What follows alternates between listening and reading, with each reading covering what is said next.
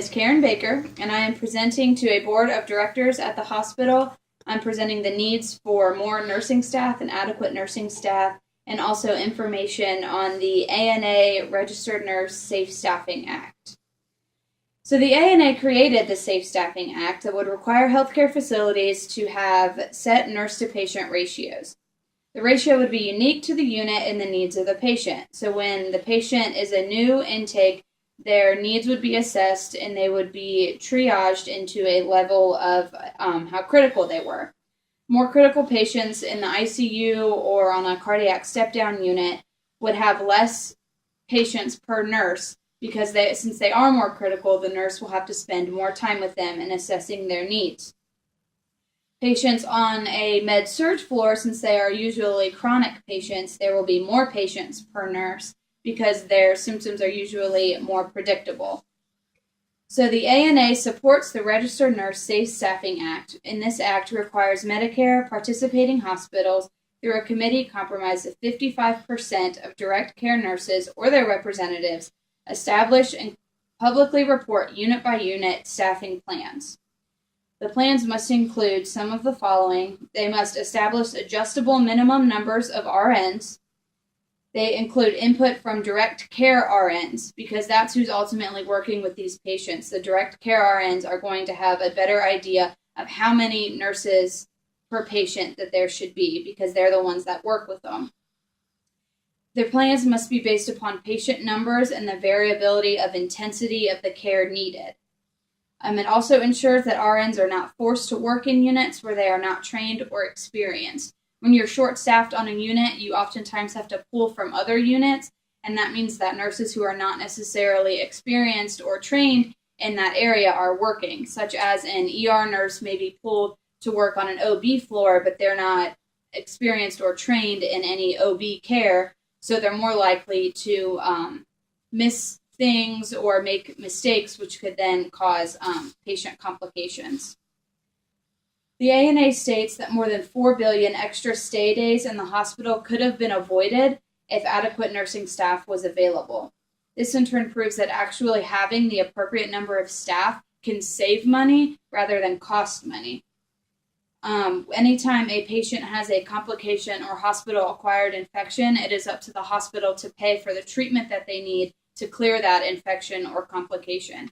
If they would just pay for the appropriate number of nurses to be on the floor, you wouldn't have to pay for that kind of treatment because it wouldn't be happening because nurses would be catching the problems when they happen, so there wouldn't be those hospital-acquired infections.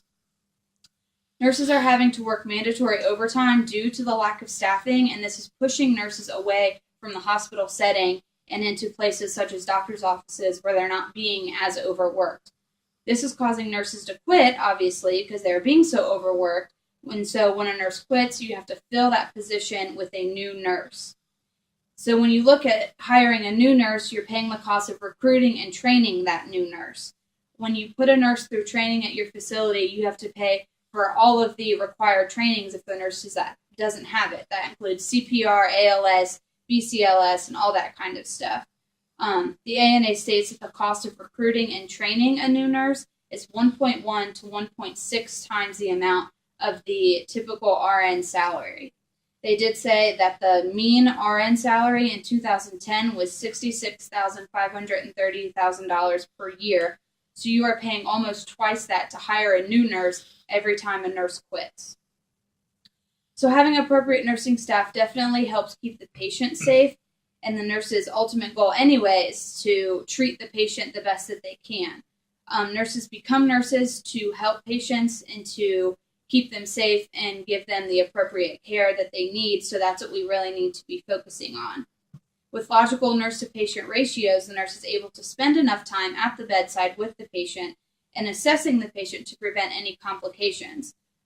When they have a logical number of patients that they're taking care of, they're actually performing nursing care rather than when they have too many patients. Your day is really just spent running around room to room and you're not really focusing on the patient like you should be.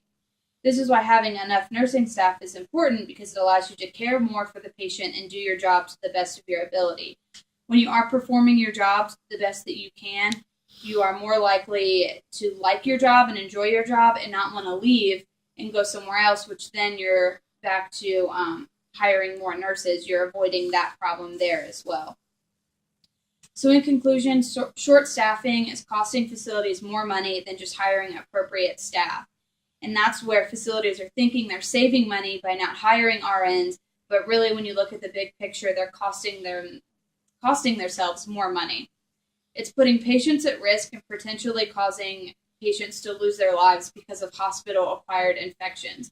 This looks bad on your nursing staff, on your facility, when you're having those kinds of deaths due to hospital-acquired infections, when really you should have just hired the appropriate nursing staff in the beginning. Adequate nursing staff is essential and should be a priority for all facilities. It should be more focused on the patients and not about the money. And nowadays we've gone so focused on the money that we've lost our care for the patients. This is my nursing board that I presented my information to.